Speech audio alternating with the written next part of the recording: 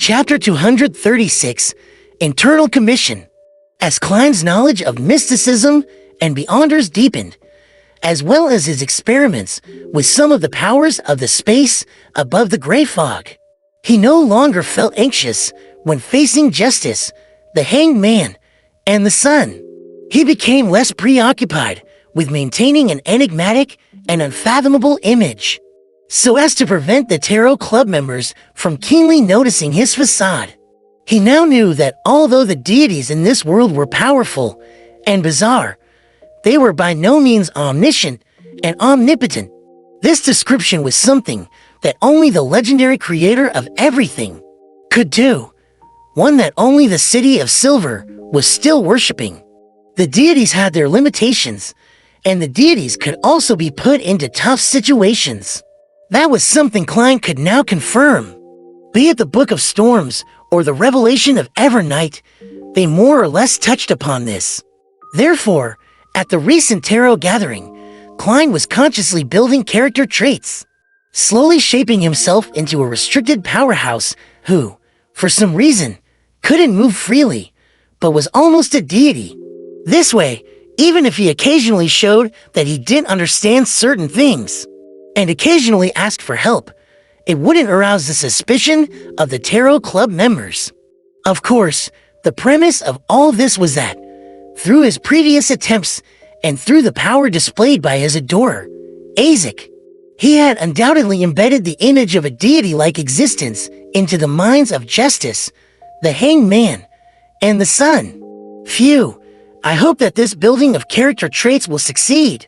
That way, I won't have to worry about not being able to answer their questions in the future, of course. Things that are part of general knowledge still have to be known. And I shouldn't show fear. Klein tapped the edge of the ancient table and said with a chuckle, I want to issue a mission. Mission. Audrey's ears pricked up slightly as her eyes widened. She was astonished, expectant, and perturbed at the same time. She clearly remembered that this was the first time that Mr. Fool had officially issued a mission. Although he had previously made a few requests, they all involved prepaid rewards. It seemed like he had randomly selected missions to conform to the principle of equal exchange this time. He used the word issue as a telepathist.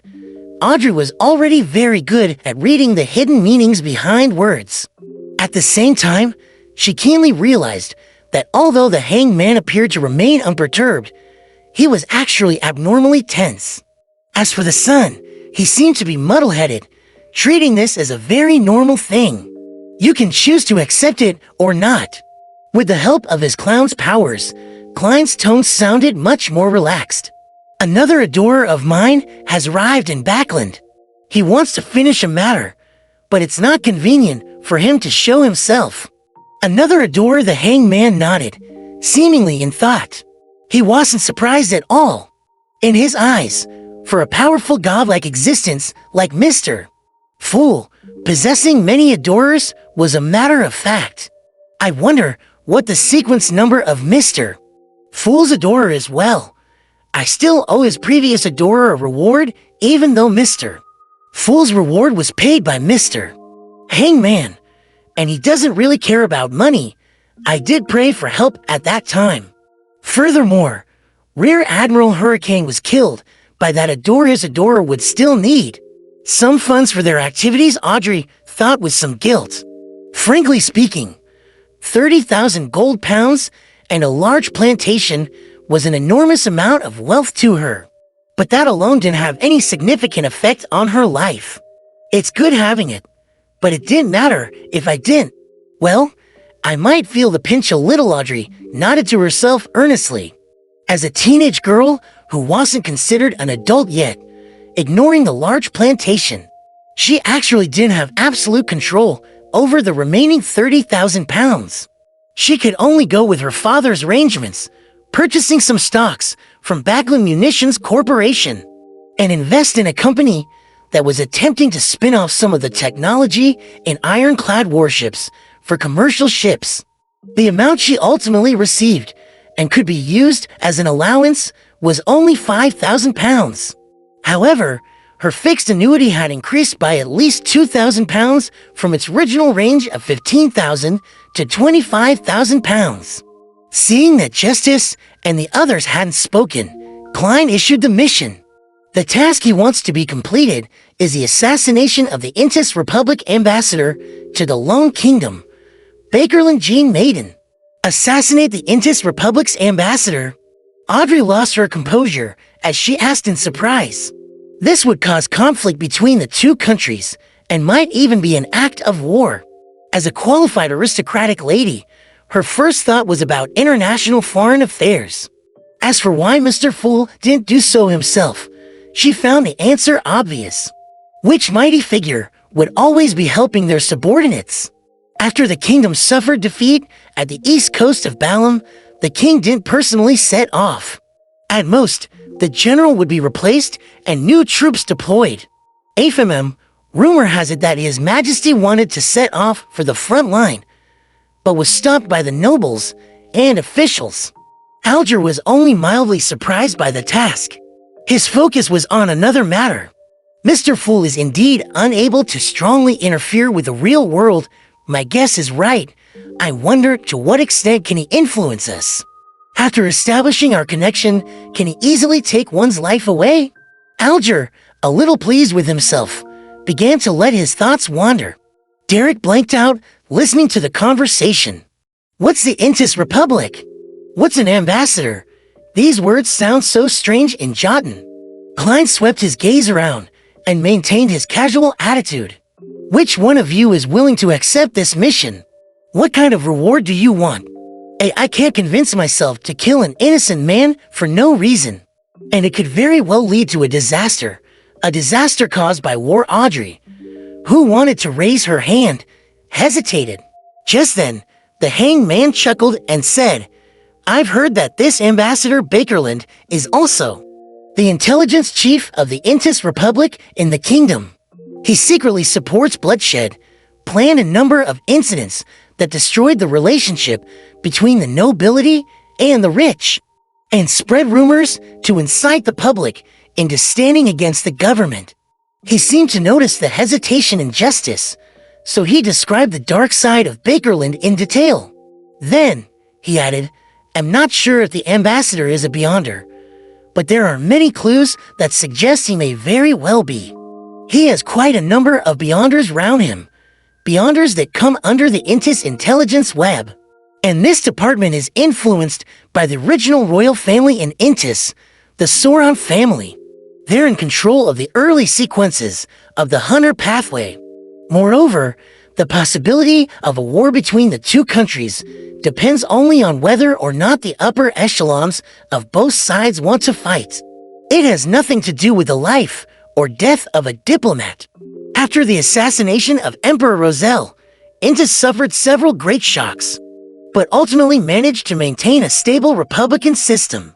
Because the Sauron family suffered a brutal blow during Roselle's reign, their strength fell tremendously in all aspects. All they could do was accept the reality and change their goal to fighting for a seat in parliament, and secretly influence the country's intelligence department and parts of the army.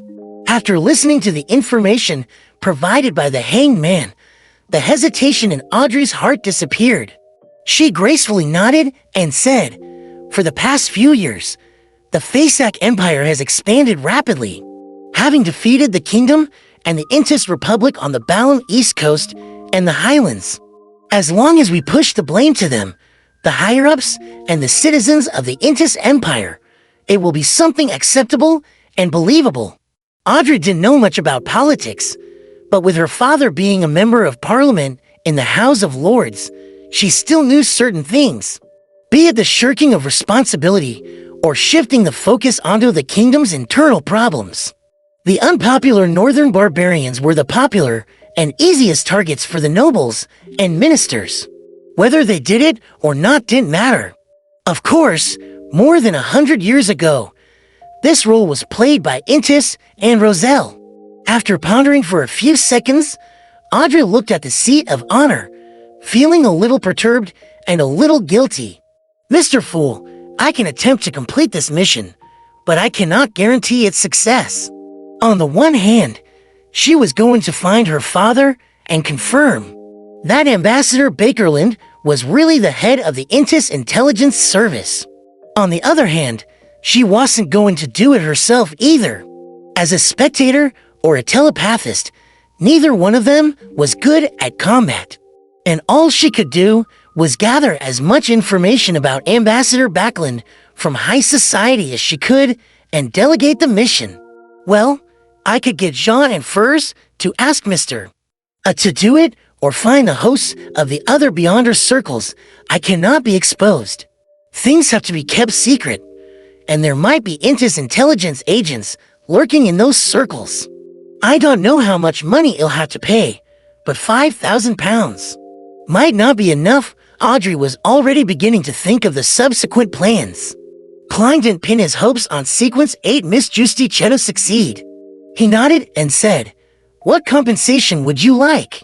"The formula to the psychiatrist potion," Audrey said before hesitantly adding, "as well as the corresponding Beyonder ingredients."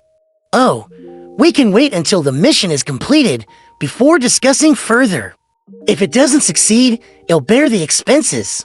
I still owe your adorer the bounty money." "Bounty money? So it was given to Miss Justice, 10,000 pounds.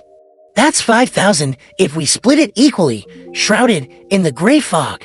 Klein pondered for a few seconds on how much Ambassador Bakerland was worth and finally decided that he was definitely more valuable than Rear Admiral Hurricane Kalongos. "Sure," Klein replied in a normal tone. At this moment, the hangman Alger added, "I'll also accept this mission. The compensation can be determined after the mission is completed." "Didn't you return to the sea?" Audrey asked in surprise. "Just because I'm not in Backland doesn't mean I can't kill Ambassador Bakerland," Alger said with a smile, without giving any detailed explanations. Derek, who was beside him, never had the chance to join in on the conversation. Klein nodded in agreement. Okay. He immediately turned his gaze to the Roselle diary in his hands.